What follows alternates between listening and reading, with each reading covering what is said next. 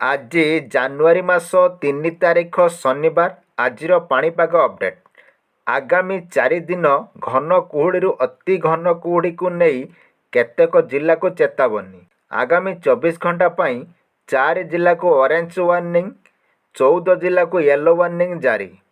ଆଗାମୀ 4 ଦିନ ଅର୍ଥାତ୍ 6 ତାରିଖ ସକାଳ ସୁଦ୍ଧା ଘନ କୁହୁଡ଼ିରୁ ଅତି ଘନ କୁହୁଡ଼ିକୁ ନେଇ କେତେକ ଜିଲ୍ଲାକୁ ଚେତାବନୀ ଜାରି କରିଛି ପାଣିପାଗ ବିଭାଗ।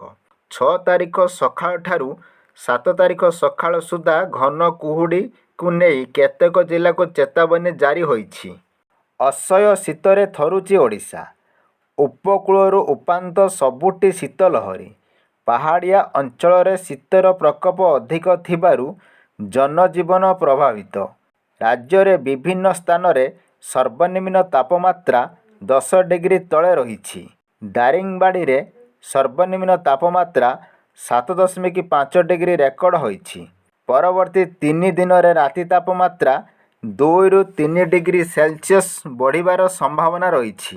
ଏହାପରେ ପୁଣି ବିଭିନ୍ନ ଜିଲ୍ଲାରେ 2ରୁ 4 ଡିଗ୍ରୀ ସେଲସିୟସ୍ କମିବ ତାପମାତ୍ରା। ଶୀତ ସହିତ ଘନ କୁହୁଡ଼ି ଜନଜୀବନକୁ ଅସ୍ତବ୍ୟସ୍ତ କରୁଛି। ସକାଳୁ ସକାଳୁ ପ୍ରବଳ କୁହୁଡ଼ି ଯୋଗୁଁ ରାସ୍ତା ଠିକ୍ରେ ଦେଖାଯାଉ ନାହିଁ। ଫଳରେ ଯାନବାହନ ଚଳାଚଳ ପ୍ରଭାବିତ ହେଉଛି।